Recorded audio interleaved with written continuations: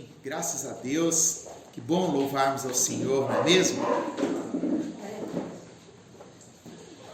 É a nossa expressão de adoração, que ao mesmo tempo é expressão de gratidão.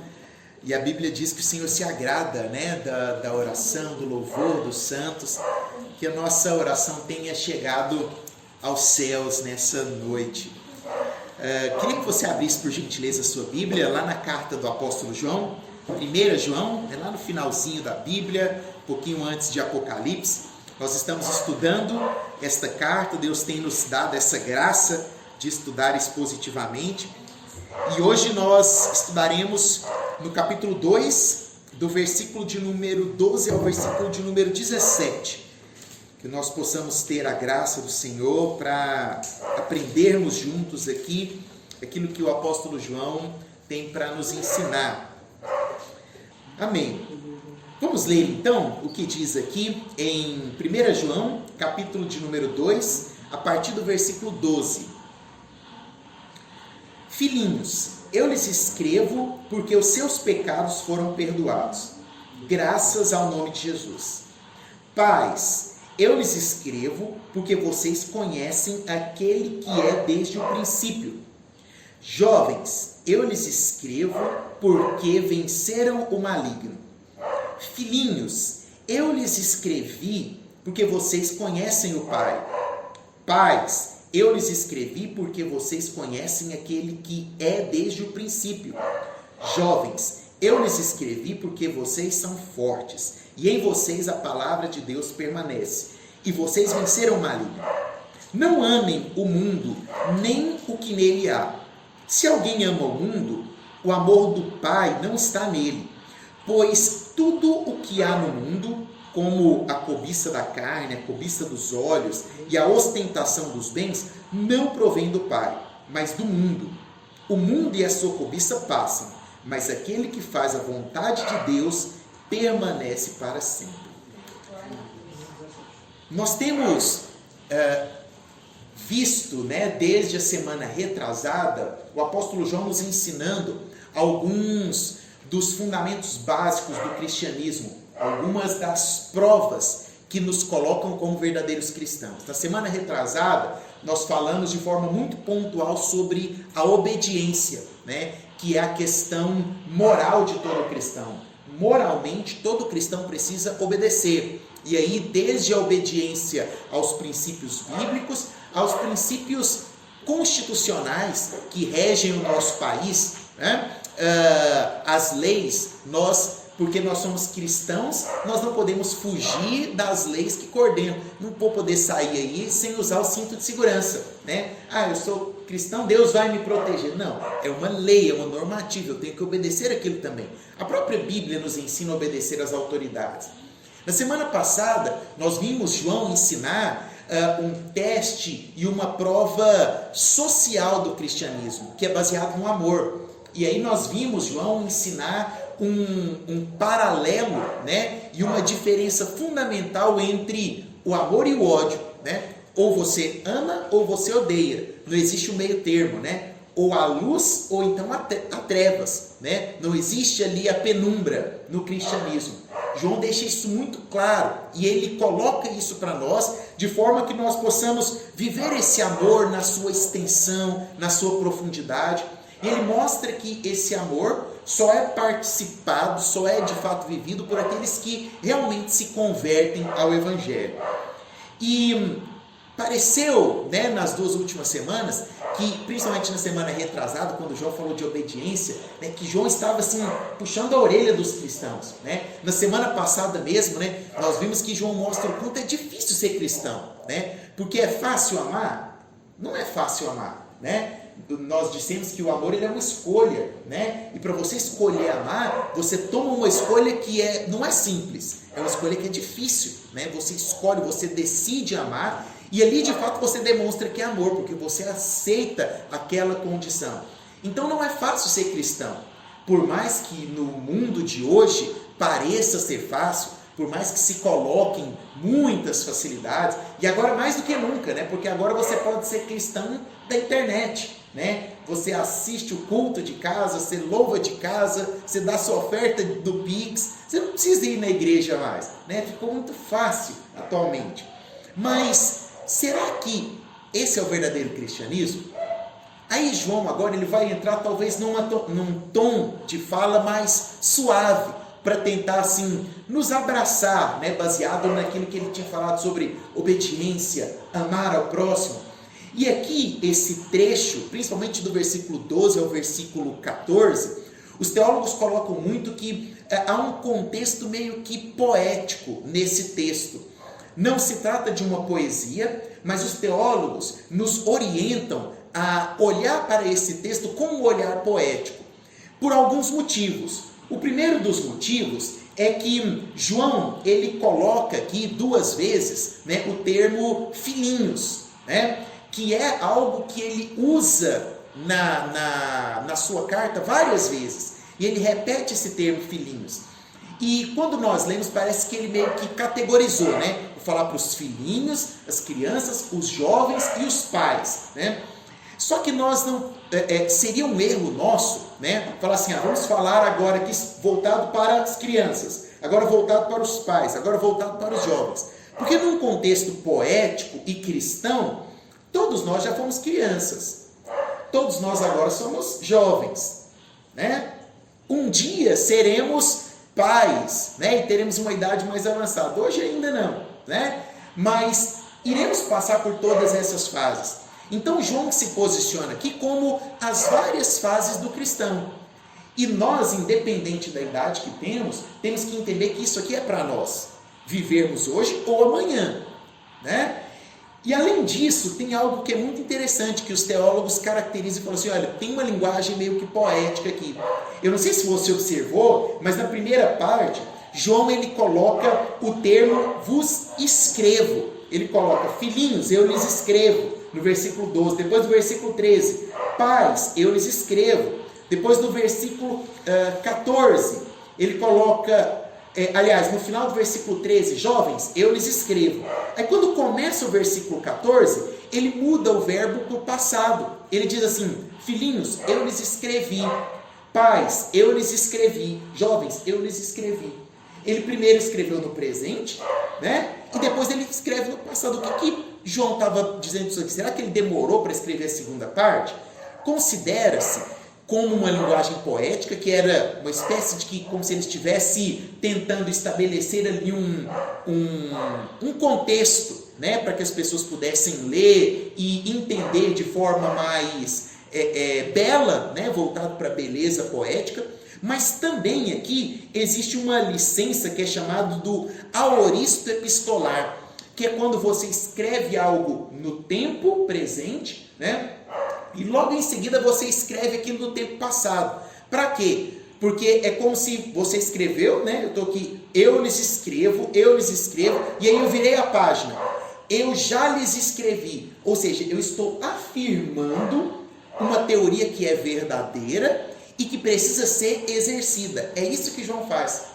João, ele repete, filhinhos, jovens e pais. E depois ele repete de novo, filhinhos, jovens e pais. O que ele está querendo dizer? O que ele está mostrando com isso? Olha, eu escrevi e agora eu estou mostrando que eu escrevi novamente isso para que você entenda e não esqueça. O que eu vou te ensinar aqui é algo que você tem que levar para o resto da sua vida, porque é algo verdadeiro, algo profundo para o seu coração. E aí, ele começa então esse ensino dessa mensagem, nos dando 3 características de todo cristão. 3 características que seja você criança, jovem, ou pai, ou adulto, você precisa ter essas características. Porque não é uma característica exclusiva do jovem ou dos pais, é uma característica do cristão. Ele nos coloca todos como corpo de Cristo, como uma mesma família.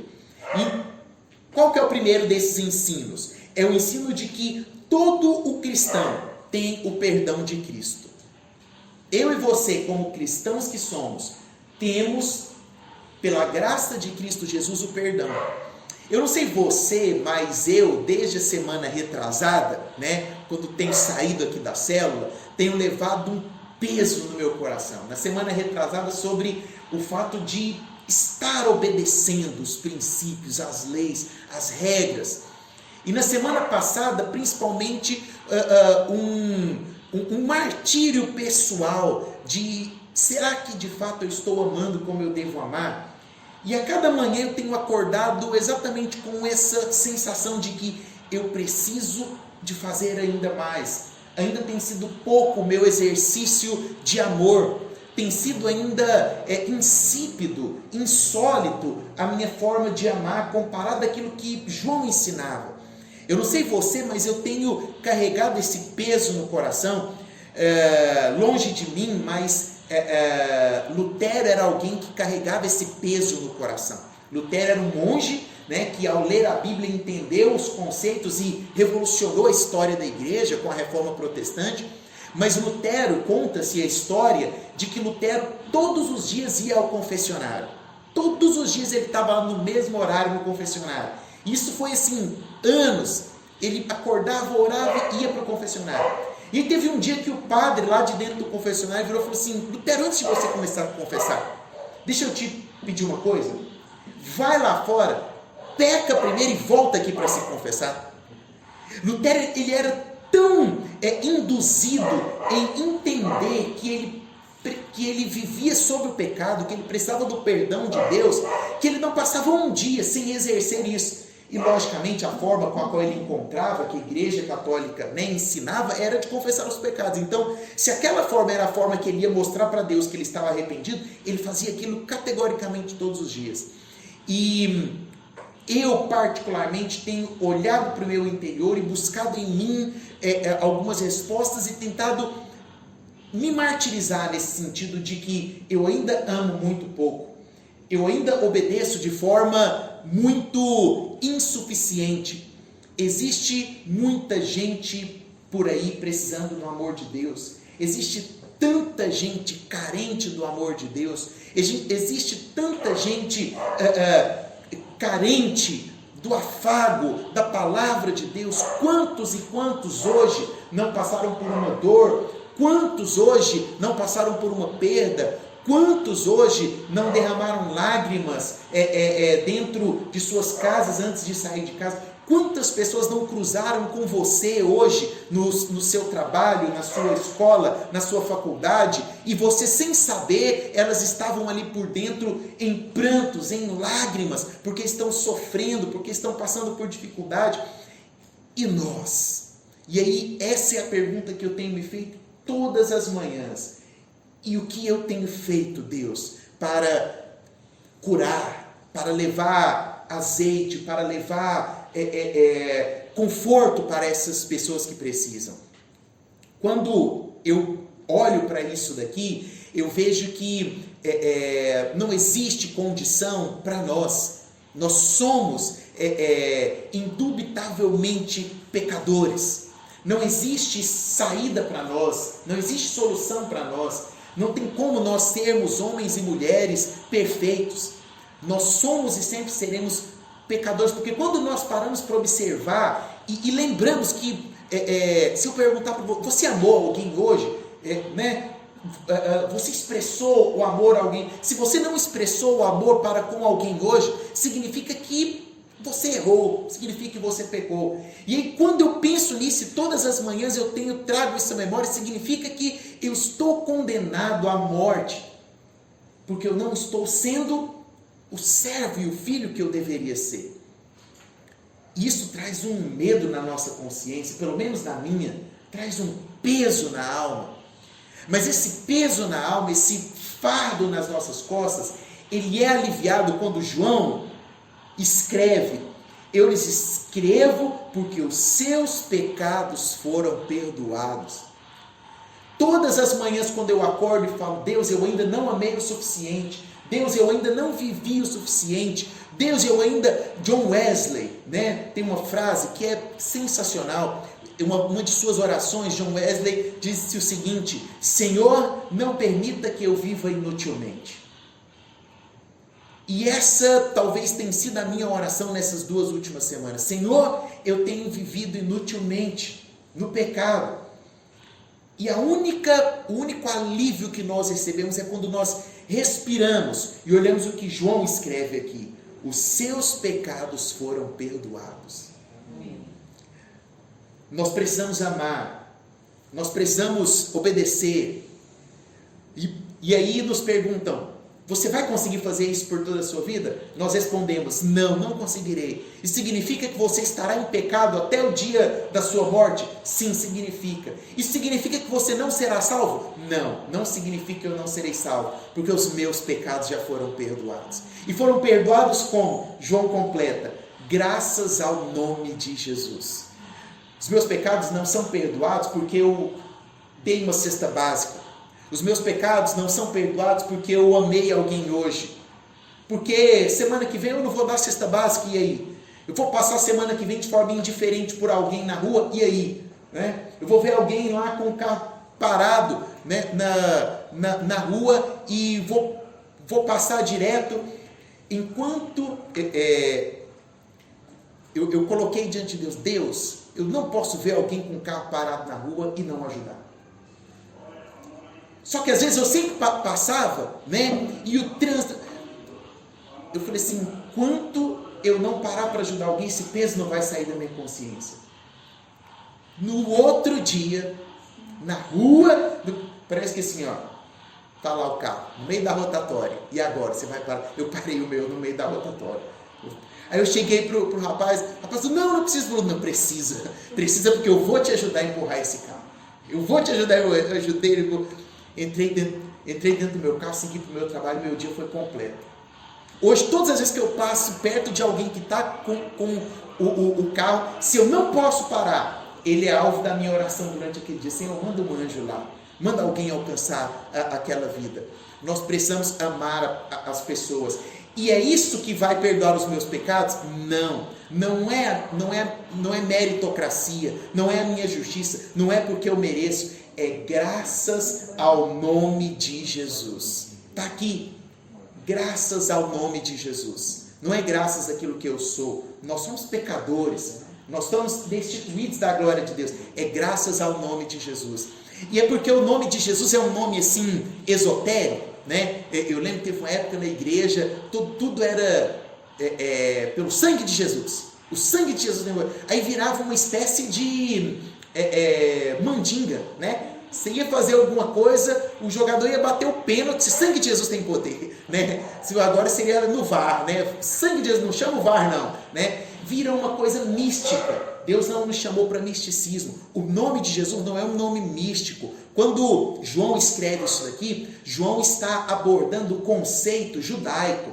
Graças ao nome de Jesus. O nome expressa a natureza da pessoa. Já viu tanto que o nome na Bíblia é relevante, é importante, né? Do jeito que a pessoa nasceu, ela recebeu. A Bíblia, do início ao fim, todo nome tem um significado. Era a cultura judaica. Então, quando o João está falando isso aqui, ele está lembrando da cultura judaica. Olha, é graças ao nome, e o nome representa a natureza. Qual é a natureza de Jesus? A natureza divina, que desceu a esse mundo, sofreu pelos nossos pecados, foi morto, sepultado, mas ao terceiro dia ressuscitou e está sentado à destra do Deus Pai Todo-Poderoso, de onde há de vir julgar os vivos e os mortos. Esse é o Deus que nós cremos, esse é o nome de Jesus. Não é apenas o nome, a palavra Jesus, é a natureza de Jesus o Salvador. Graças a Ele, nós somos perdoados. Graças a Jesus, o meu pecado não vai ser imputado. Graças a Jesus. Mas então, como que eu tenho que viver? Eu tenho que viver todos os dias batalhando para amar, para não pecar. Eu vou conseguir? Não vou conseguir, mas eu vou ter um alívio. E o meu alívio é qual? O nome de Jesus me perdoa.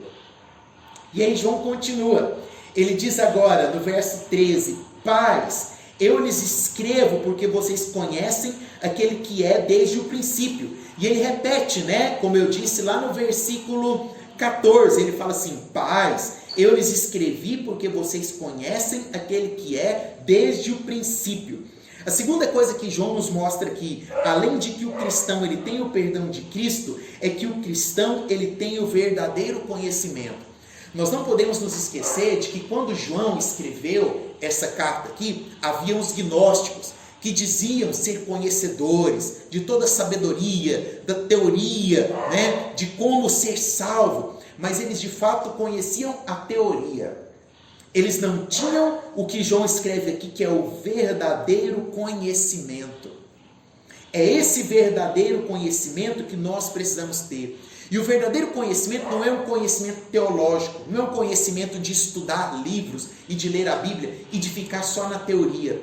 O conhecimento que todo cristão precisa ter é um conhecimento prático, que se exerce. Aquilo que nós aprendemos hoje aqui na célula, nós temos que fazer amanhã de manhã, lá na nossa faculdade, lá no nosso trabalho, diante das pessoas que vão estar conosco. O que eu aprendo no domingo, no culto do Senhor, né? O que eu aprendo ali com a palavra, na segunda-feira eu tenho que exercer.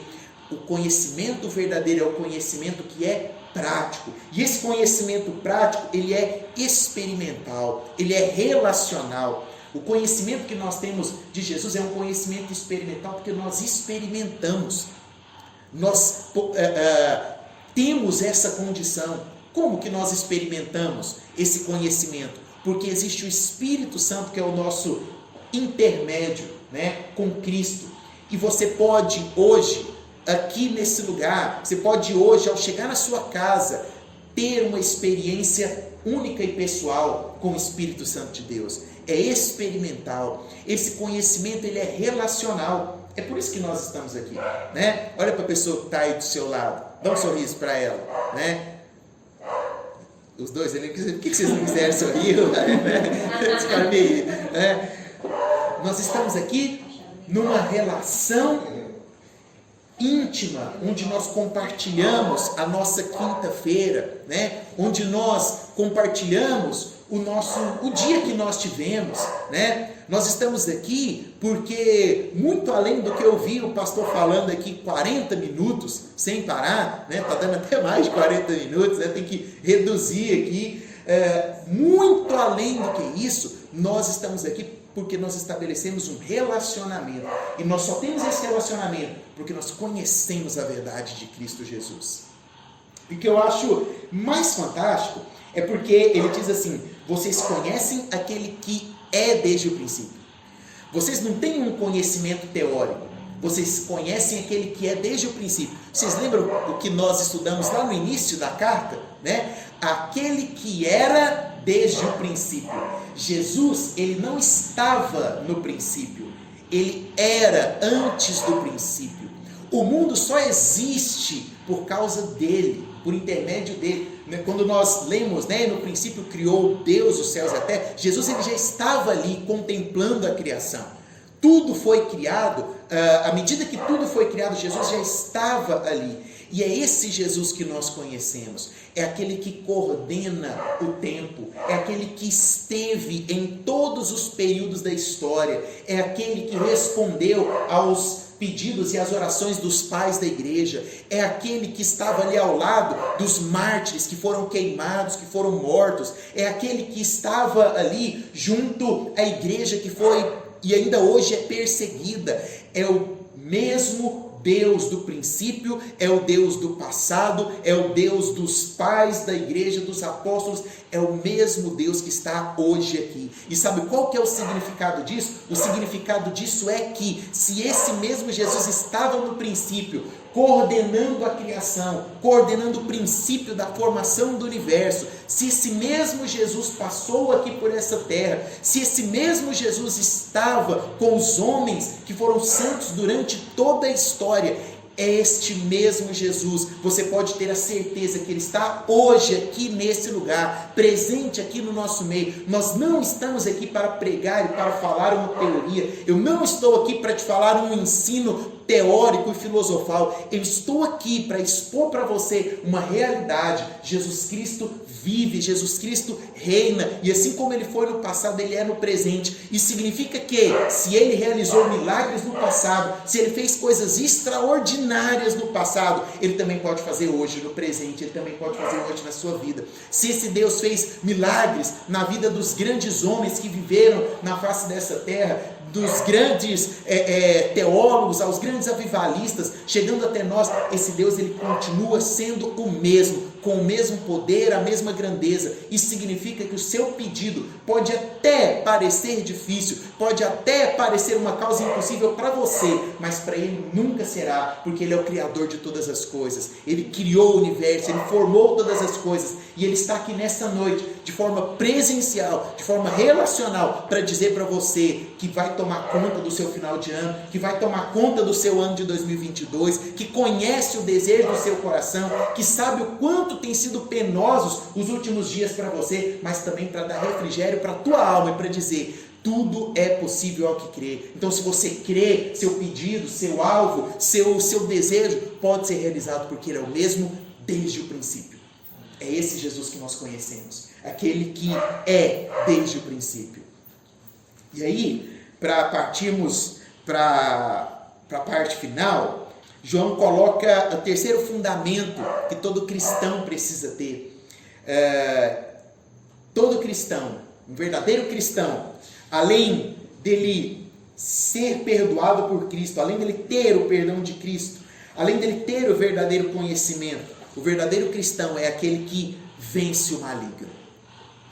E aqui está algo complexo, porque muitas vezes os jovens leem isso daqui, né? Jovens, eu lhes escrevo porque vocês venceram o maligno. E aí o que o jovem pensa? Né? Eu posso todas as coisas nas minhas forças que me fortalecem.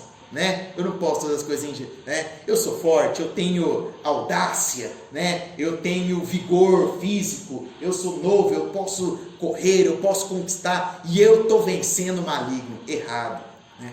Está errado, você está precisando estudar. João diz aqui que os jovens, e aí nós estamos trazendo para o contexto de cristão, vocês venceram o maligno. E aí ele coloca no passado. Vocês venceram o maligno no passado. Aí eu pergunto para você, sua luta já acabou ou você ainda tem lutado? Você já conquistou tudo que você tinha que conquistar na sua vida? Ou você ainda está lutando para conquistar muitas coisas? Está fácil as coisas para você desde o ano passado? Para mim não está não. Né? Isso significa que ou eu não sou cristão ou eu não venci o maligno. Qual dessas duas? Eu sou cristão.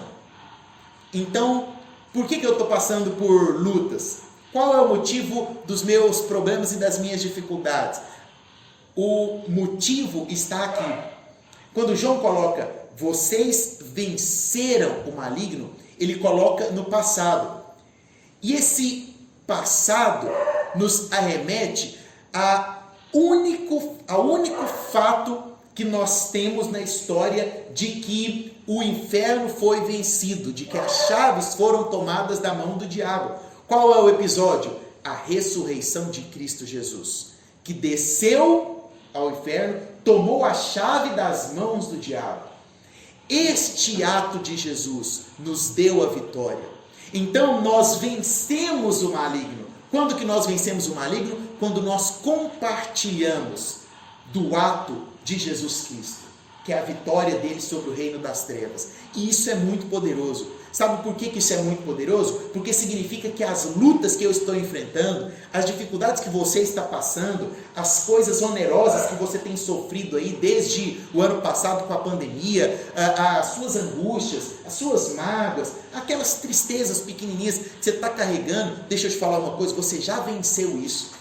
Isso já foi vencido. Foi vencido quando? Como? Quando Jesus morreu na cruz do Calvário. Você já venceu. E aí João complementa. Ele diz assim, jovens, lá no final do versículo 14, eu lhes escrevi porque vocês são fortes. Agora, o que te fortalece? Ele continua, em vocês a palavra de Deus permanece e vocês venceram o maligno. Como que eu vou lembrar que eu venci o maligno?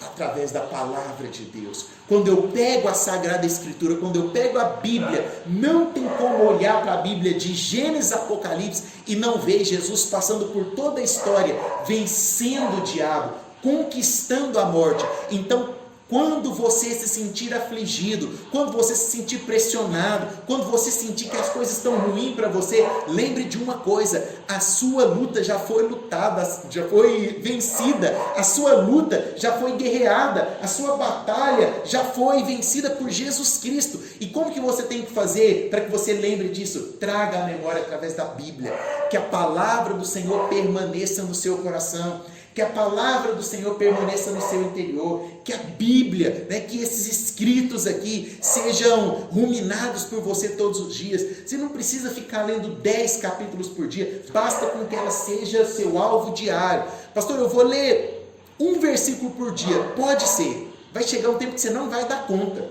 você vai ler mais, mas começa com um versículo que seja. Use a palavra de Deus, porque como a própria palavra de Deus diz, quero trazer à memória aquilo que me dá esperança. O que me dá esperança? As misericórdias do Senhor são a causa de não sermos consumidos, porque as suas misericórdias não têm fim, elas se renovam a cada manhã. Sabe o que significa? Amanhã de manhã, quando você acordar, quando você vê a primeira faísca dos raios solares nascendo lá no horizonte, você vai se lembrar que a misericórdia do Senhor naquele exato instante se renovou sobre você. E o ato da misericórdia de Deus se renovar sobre você significa que a palavra de Deus está em ti e ela te faz mais do que vencedor. Isso mostra que todas as lutas que você tem suportado, todas as dificuldades, você fala assim: pastor, porque você não sabe o que eu estou passando. Eu posso até não saber, mas Jesus Cristo sabe, Ele conhece, e Ele te diz: eu já venci, Ele já conquistou, Ele já venceu. E aí, para concluirmos, João, do versículo 15 ao versículo 17, ele vai concluir essa nossa exposição, nos deixando uma exortação muito clara, de que para nós sermos cristãos, nós não podemos amar esse mundo, nós não podemos olhar para esse mundo e termos apego a esse mundo. Quando João coloca aqui mundo, ele não está colocando como natureza, ele está colocando como cosmos, ou seja, os conceitos que esse mundo traz para nós, os valores desse mundo. Nós não podemos amar os valores, ainda mais nos dias atuais. O que o mundo coloca? Sim, a Bíblia está certa, nós precisamos amar a todos, de todas as formas, de todos os jeitos. Deus me manda amar o próximo, mas odiar o pecado. Tem próximo que está vivendo em pecado. Se ele está vivendo na homossexualidade, se ele está vivendo fora dos princípios que não são bíblicos, na prostituição, e quando eu digo prostituição, é desde a prostituição virtual, é desde a modinha, dos adolescentes, do experimentar, isso é prostituição. Você lembra do que nós falamos? Ou é luz ou é pecado, Quando você olha alguma coisa na internet que é promíscuo, aquilo ali é prostituição também, aquilo ali é errado, aquilo ali é pecado, E o mundo hoje pega tudo isso e coloca como isso é normal, A Bíblia é um livro legal, mas é ultrapassado. Não venha com essa história. Como diria, nosso querido e ilustre Billy Graham, a Bíblia é mais atual do que o jornal de amanhã de manhã. A Bíblia nunca precisará ser atualizada. E o que ela coloca, que a forma como ela coloca, não ame os conceitos do mundo, O mundo quer que você ame as pessoas com os pecados dela. Jesus quer que você ame as pessoas, ensinando-as a sair do pecado. Quando você ama alguém com o pecado que ela tem, você está amando e empurrando ela para o inferno. Quando você ama a pessoa, fazendo com que ela saia daquela vida de pecado, você está trazendo ela para o reino da luz. E isso é o verdadeiro amor. Esse amorzinho frajuto que falam aí, hoje agora é o LGBTQR+, ST, agora virou um trem, não, você tem que amar a bandeira lá do arco-íris e tal. Você não está amando, infelizmente. Essas pessoas precisam de amor? Sim. E a maior prova de amor é mostrar para cada uma delas que elas estão vivendo no erro. E de que se elas continuarem com essa vida, a Bíblia é muito clara de qual é o destino. E o verdadeiro amor é resgatá-las para o reino da luz. Isso é amar. E João está dizendo aqui no versículo 15, né? Não ameis esse mundo. E aí ele fala, porque no mundo há cobiça da carne, cobiça dos olhos, ostentação dos bens. Mais claro do que isso aqui não precisa, né? Cobiça da carne, cobiça dos olhos. O que mais existe hoje é o pecado dos olhos, né? A ostentação dos bens, né? O pecado de se... eu achei muito interessante a palavra grega que João coloca aqui como a ostentação, né? Vem do grego alazona, e o alazon significa aquele que é um fanfarrão, literalmente, é aquele que se coloca acima dos outros, aquele que se vangloria, né? Aquele que ostenta tanto uma vida de bens, quanto uma vida de santidade, quanto que se coloca de forma superior. Isso não é evangelho, isso é o mundo, e nós não podemos amar aquilo que o mundo carrega. E aí João conclui, por que eu não posso amar esses valores do mundo? Por que eu não posso gostar? Por que eu não posso? Existe um negócio hoje também muito errado, né? Você precisa estar dentro de todos os contextos, porque em todos os contextos você vai atrair as pessoas para o seu lado. Errado. E aí fala, eu preciso ir lá no Vila Mix para assistir lá, para ver como é que é, porque lá eu posso pregar para alguém, né? O maior absurdo que eu já vi, assim, eu achei mais absurdo ainda, porque teve gente que achou normal, né? Vamos fazer o bloquinho de carnaval cristão e vamos ir para o carnaval. Gente, não é possível que eu, nos meus 35 anos de vida, estou tão retrógrado nesse sentido. Vocês também não... Só eu que acho extremamente... Não tem lógica. Você vai pegar o povo da igreja e vai levar para a festa da carne e pôr lá no meio? Não, mas é para pregar. Para pregar para quem? Para o bêbado. Bêbado já entra na igreja normalmente. Quem aqui já teve um bêbado que entrou na igreja no culto? Sempre tem, né? Não existe esse negócio de Olha, nós somos a luz, nós somos o sal e nós atraímos. Deixa eu te contar uma coisa que aconteceu esses dias. Nós mudamos de prédio para um prédio novo de pesquisa lá na Universidade Federal, e aí lá tem as salas individuais, né?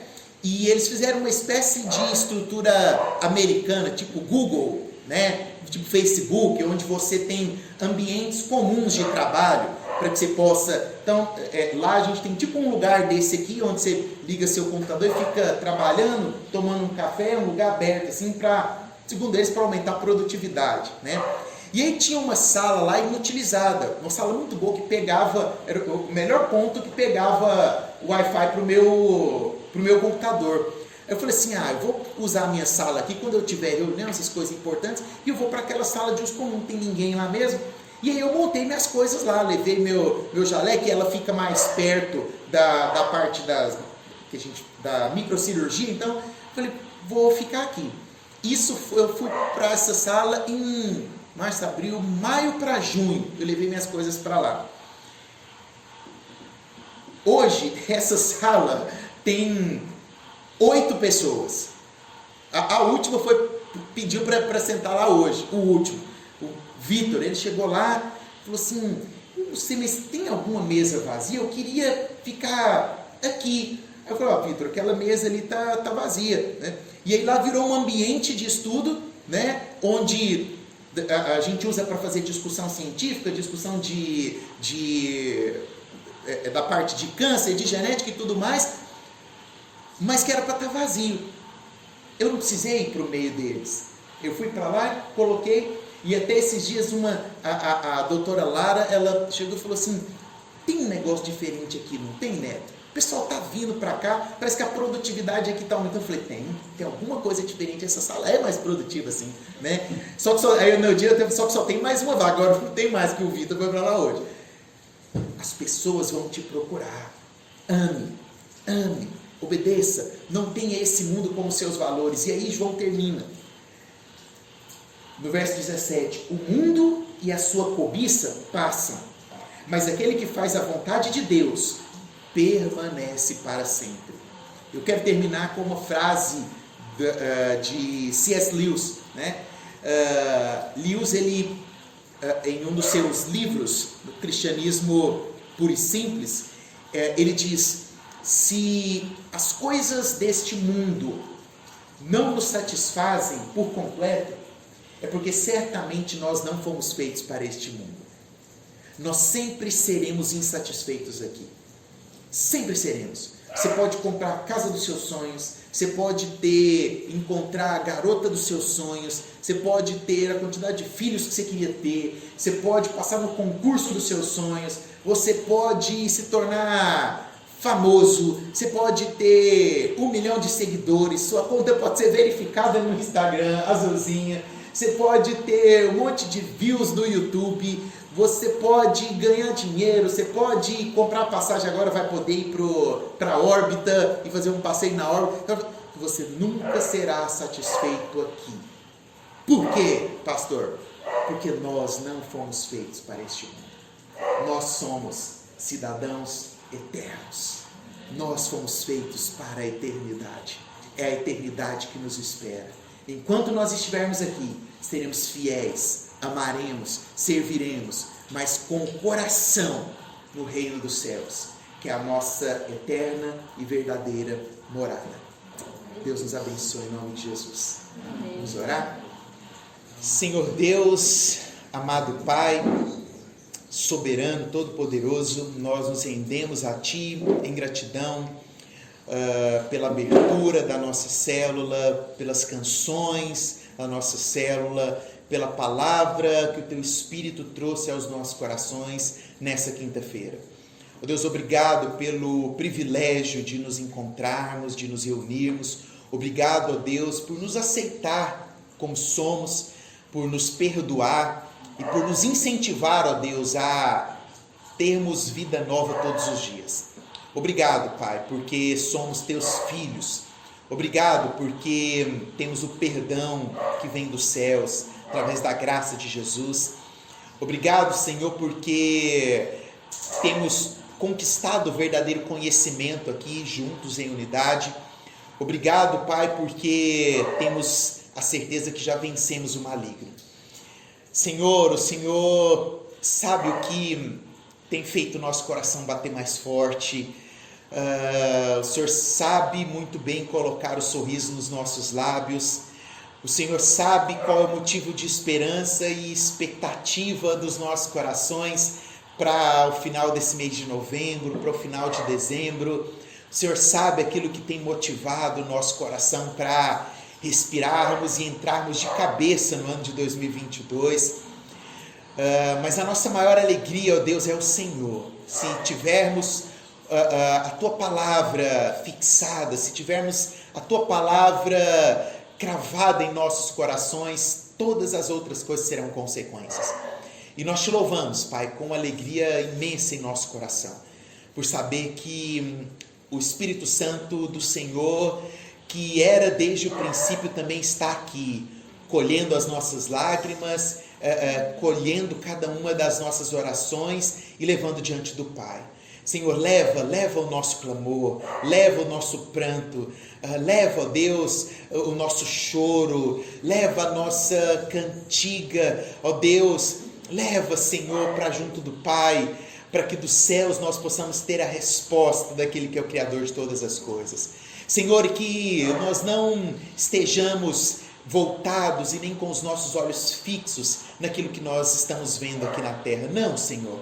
Nós queremos amar o pecador e ensiná-lo a voltar para a palavra do Senhor. Queremos ensinar, ó Deus, aquele que está fora dos Teus caminhos, mas para isso nós não podemos estar em pecado. Então, nos purifica por completo, ó Deus. Nos tira de nós todo apego a esse mundo e nos dê cada dia mais a alegria, ó Deus, e a convicção de saber que um lar eterno nos espera e de que por isso nós viveremos e caminharemos em fé, em devoção e em esperança, sabendo que a graça do Senhor tem sido derramada sobre o Teu povo e continuará sobre nós. Nós clamamos ao Senhor que esteja conosco, ó Deus, pedimos a provisão e a bênção do Senhor sobre as nossas casas, sobre aqueles os quais nós amamos. Que a Tua graça, ó Deus, esteja sobre nós com o teu povo que aqui se reúne. Essa é a nossa oração, em nome de Cristo Jesus, o Nazareno. Amém. Deus te abençoe, em nome de Jesus.